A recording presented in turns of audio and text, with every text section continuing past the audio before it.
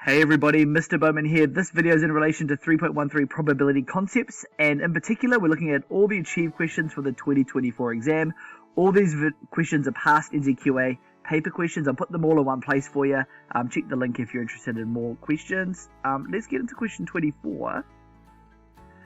So we've got a whole bunch. We've got educators looking into Turnitin to detect AI is the context of this question. There's a whole lot of information up here, but really importantly, we see some percentages and probabilities down the bottom there. So we've got, in particular, there's a 1% false rate. There's a 74% of the time it fails to detect the AI. And then finally, it's thought 22% of the pieces of writing actually do contain AI. So there's three probabilities here. And I thought straight away, so these two here are conditional probabilities. And that for me is normally a clue, it's probably going to be a probability tree. So my first branch here was whether or not the student actually did AI. So AI or not AI, and that was given to us in this 22% that came from the confidential survey. So they said 22% or 0.22 contained AI, which means the other 0.78 did not contain AI. So once we've got that, we've then got to split it off. So they've submitted their work. It may or may not be AI, but the Turnitin program is going to either detect it for AI or it won't detect it for AI. So that's meant to be the dash. And then finally, same thing here. So if it wasn't AI work, the same thing could happen. It could falsely detect it was AI, or it could say it was not AI. So we've actually got this kind of false detection of AI percentage, haven't we? We had a 1% false rate. So that means 0.01% of work that is not AI is falsely detected as AI. That means the other 0.99 is work that is not AI that is not detected as AI either. And that makes sense because it's not AI. So the other 74% is the problem. So it says 74% of the time it fails to detect AI-generated writing. So if it's AI, that's AI D dash, so it does not detect it. So it's going to be 0.74 there, which means up the very top, we're going to have I've written 0.76, that's meant to be 0.74. And at the very top, we've got 0.26. So that's my probability tree for the question, and it matches what I've got.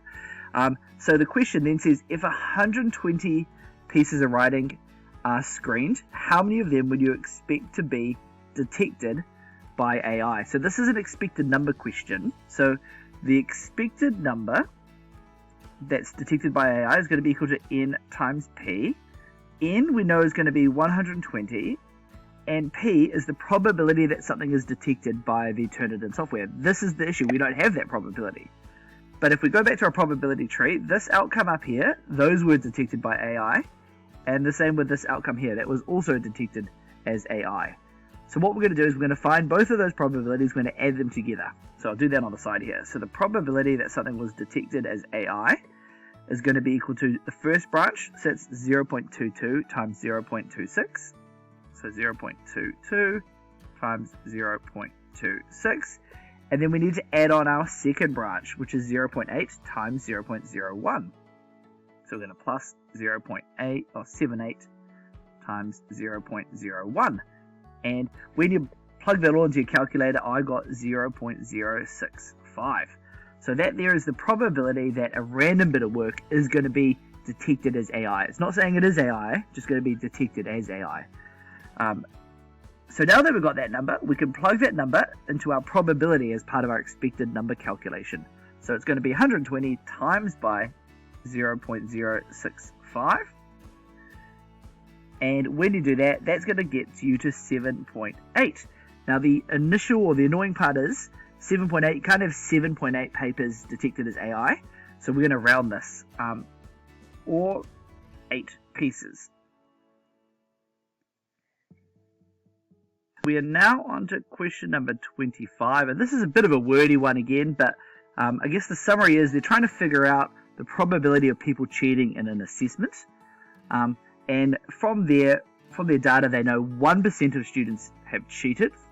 They know that 25% of students completed the exam in a quarter of the allocated time, and they know that 80% of the students who cheated completed it in less than 25% of the time. And it makes sense, right? If you're cheating, you're not doing the exam authentically, you're probably going to get through it a lot quicker because of the cheating.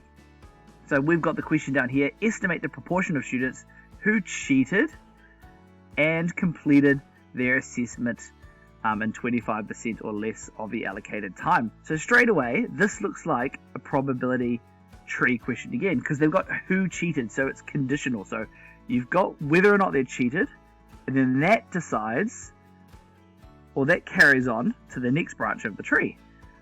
But it does look like we are missing a bit of information, so let's have a look. So we draw our tree here. So we've got someone who cheated in the exam, someone who didn't cheat in the exam, and we know that 1% of students cheated in the exam. So that's going to be 0.01. Oh, why isn't that dot coming up? There it is. And then we've got 0.99 of the people did not cheat. So the vast majority of the people didn't cheat, which is amazing. So the next part of the question is we've got this 20% number here. And this number is actually not that useful because it said 20% of the students who took the assessment completed in less than 25% of the exam. But we don't know if that, was that people after cheating or after not cheating. So it hasn't got that conditional element of the question. So I would actually suggest that this line here, for this part of the question, didn't actually help us at all. But this last bit did help us here. 80% of the students who cheated, so it's conditional on cheating, did finish the exam or whatever it was in less than 25% of the time. So that can be the branch off here. So we've got less than 25%, and then we've got not. I'll just write not there. So that means that's going to be 0.08, but that's going to be 0.8, which means the not part must be 0.2. And I want to note that 0.2 is coincidental to the 20%, so they're not really related to each other, just a coincidence there. Now going to the question, so the question basically asked us, what's the probability that someone cheated and completed the exam in less than 25%?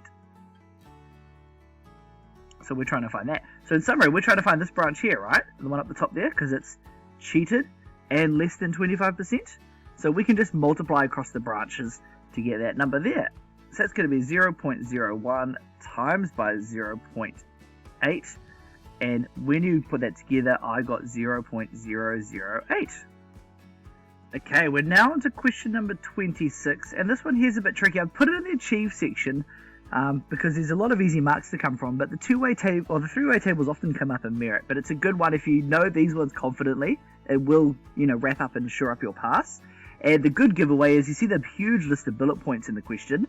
That straight away you know that's going to be a three-way table question. So when you're doing a three-way table question, the first thing is to figure out, what are the three variables you're considering, and they're normally in the text of the question up here. So you can see coding is the first one here. Let's call that a C. We can go mathematical and statistical knowledge. Let's call that an M. And then you've got domain after that. So let's call that a D. So they're going to be the three variables. So I normally put the variables in order as they came up in the question. So that there can be variable number 1. That there can be variable number 2, and that there can be variable number 3. So let's sketch out that table is the first thing. So the first variables you need to write in is your first variable there. So draw a bit of a rectangle, cut that in half, and that's going to be your coding knowledge or no coding knowledge. And then we're going to draw the second variable after that, cut that in half, and we're cutting these in half as well. This is our mathematical knowledge, so it's M dash, M, and then M dash, and then finally up the top there we've got our third variable, and in this case that's going to be the domain specific knowledge, or the subject knowledge as they also called it in brackets, and not that. So once you've got that, you can then complete the table. So I need my 8 cells in the middle here, so you can now see I've got my 8, and then finally we can draw our totals. So there's my totals for coding. There can be my grand total, just making that grand total one a bit bigger so I've got room for working. And there's my domain and not domain totals. So I've got all that sorted, and I now need to start thinking about where all my numbers go. So let's go number by number. So the first number I can see is 35, which has to go down at the very bottom there, down that total. So 35. The next one, number 7, that is applicants who had none of these 3 skills. So that's going to be C dash, M dash, D dash, right? So they've got not any of them, so that's down the bottom there, so that's going to be 7, tick. 21 of the applicants had coding skills, so that's nice and easy. I've got a coding total along the top there. So if that's 21, that means I know 14 applicants didn't have the coding skills, so I'll give that a tick. 16 had the mathematical knowledge, and this one's going to be a bit annoying. So the math totals are up here. So these 4, we don't have a separate subtotal for, but we can do something called coding, which is a bit ironic because coding is part of the question. So I'm going to put a little plus sign for those 4 there. So these 4 plus signs, that's my way of reminding me that those 3 there have to equal to 16. And I find people who don't do the coding part of the question tend to struggle with these 3-way tables. So I do encourage you to do it. Check out the videos for some other scenarios where I run through it. The next one there, 6 applicants had the necessary subject-specific knowledge. Remember, subject-specific knowledge, we called it domains. That was our D total. So there was 6, which means we had 29 without the specific domain knowledge. So give that a tick. 9 had exactly 2 of the 3 skill sets. So this one's a bit annoying, so I'm going to list them all out. So exactly 2 meant it's C, M, and D dash, C, M dash, and D, and then C dash, M, and D. So all of these combinations have 2 and not 1. So they're the 3 that have to add to 9, and it looks like we're going to need to use some coding. So up the top there, C, M, and D dash. So we've got C, M, and D dash. So all of those are going to be the first one. So I'm going to give these ones a circle this time. So I've done that there. C, M dash, and D. So that one there has also got to be one of our circles. And then finally we got C dash, M, D. So C dash, M, D. So it's going to be with that plus sign there. So all of those are the circles, and all those circles have to add up to 9. So give that a tick. 7 of them were good candidates, except they didn't have any subject-specific knowledge. So that means they didn't have D, right? So it's going to be C, M, and D dash. So that's nice. I can put that number straight in. C, M, and D dash, I think is that one over there. So that's going to be 7. So give that a tick. 1 applicant only had subject-specific knowledge. So that there is no coding, no math, but they got that one there. So C-MD, I think that's going to be that number there. So give that a tick. And this is the tricky part of the question. Candidates were only 1 main skill set, 3/8 of them had that. So firstly, let's break down the part of the question, only 1 main skill set. In terms of a list, that's going to have to be, what, C-M-D-, and then it's going to be C-M-D-, and it's going to be C-M-D. So these 3 here are the 3 combinations of the people with 1 skill set, and of these ones, 3/8 had the mathematical knowledge. So that's this middle one here. So of the total of these, that was 3/8. So it's going to be a bit tricky, so let's again do some more coding, and we're going to run out of room for our codes shortly, but let's call these ones a triangle. So let's just put a triangle here. So that's going to be C, M dash, D dash. That's going to be, no, not that one there. That's going to be this one over here, isn't it? So that's going to be a triangle. That's the first one there. And then we've got C dash, M, D dash, C dash, M, D dash. So this one over here is going to be a triangle. And then finally C dash, M dash, D. So that's going to be that one over there. So all 3 of those are what was relevant for that triangle. And at this point of the question, this is why I wanted to include it in this video, because it was a little trick that you needed to think about. I guess the first part of it is 3/8 is the fraction we're dealing with. If you think of your proportions or equivalent fractions, you know, that could have also been 6 out of 16. It could have been 9 out of 24. It could have been 12 out of 36, and so on. So it's your job to figure out which of these combinations it is. You know, is the mathematical knowledge one, is that 3 out of 8, or is it 6 out of 8? So that mathematical knowledge one, that C-M-D- is going to be one of these numbers here. And the total of those 3, forgive the messy handwriting, is going to be one of these ones. And it's just our job to figure it out. So the way I started figuring it out was by focusing on this bottom bit here. So these 2 here combine to 8. which means these two here, including one of the triangles there, they have to be at most 6. Which means, this could be 0 or 6, that could be 1 and 5, it could be 2 and 4, but they have to combine to 6 or less. So what that precludes is it precludes this one here, precludes this one here, and it precludes this one here, because this one here is your C, M dash, and D. So that's the main one we're looking at. So that means we can only have 3 or 6 of the people with the mathematical knowledge only. We just got to figure out which one it is though. Is it 3 or is it 6? So if this one here is a 3, that means this one here must be 4, right? Because they all have to add to 8, because there's 3 8s. But if you check that combination out, that doesn't work this way here. That only adds to 21, but we're expecting to get 29. So I know that combination doesn't work. So let's cross out the 3. Let's try 6. So if that there is 6, this top one here must be 9, right? Because these 3 here must add to 16. And does it work this way here?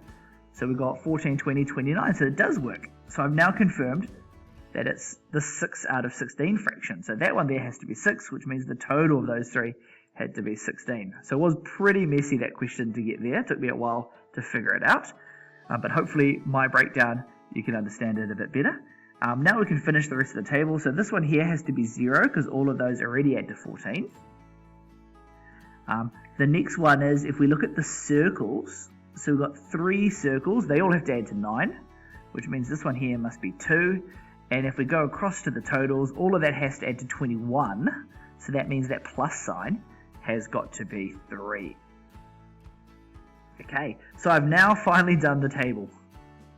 I've just changed to the yellow pen so we can actually respond to the questions. So question A, a shortlist, how many applicants were selected for the shortlist? And the shortlist was people with all 3 skills, right? You're not going to hire people without the job. So in this case, that there would be C, M, and D, which would be 3. So that will be the response to this question here. So it's easy, these questions, once you got the table, that's 3. And then the final one is calculate the proportion of applicants who only had 1 skill. So 1 skill, remember we've got the list up there, and it was, these 3 numbers here. So that's going to be 9 plus 1 plus 6. All of that is over the total of 35. And I'll do the working over here. So that is 16 out of 35.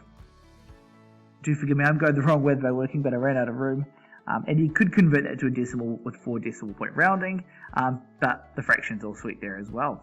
So hopefully that wrapped it up, and I just wanted to note, put this in, most of it's merit stuff, but often the 3O tables are the best way to lock in your achieved mark, and with practice, you can get these ones, It's a really achievable skill to lock in your overall grade and even get you into the merit and excellent stuff. Okay, we're on to our final achieved question for this 2024 exam. We've got the question 27. We're playing 2 different games, A and B. In this case around, we're only focusing on game A. They've rolled a dice, and they've rolled 1,000 of them, and these are the different outcomes. For the 1,000 rolls, which is more likely, rolling a 3 or less, or rolling a 4 or more? So I guess for this question here, you're trying to find the probability of these 2 events. So the probability of rolling a 3 or less, and you also need to find the probability of rolling a 4 or more.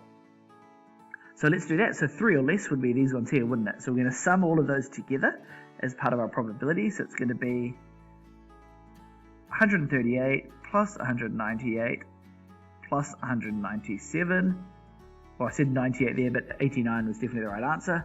And then that's going to be over 1,000. And when you put that into your calculator, I got 0.524. I then need to repeat the same with the 4 or more information. So that's going to be 143 plus 179 plus 154. All of that there is over 1,000. And when you put that into your calculator, 0.476. So from that information, we've got the 2 probabilities. Don't stop there though, because we haven't actually answered the question. The question said is which one is more likely. So I need a clear statement backed up with the numbers to support that. So I'm going to write therefore. So therefore, the probability that x is greater than 3 is larger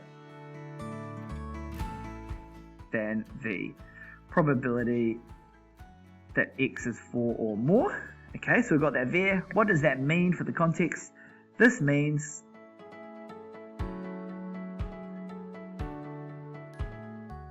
that rolling 3 or less was more likely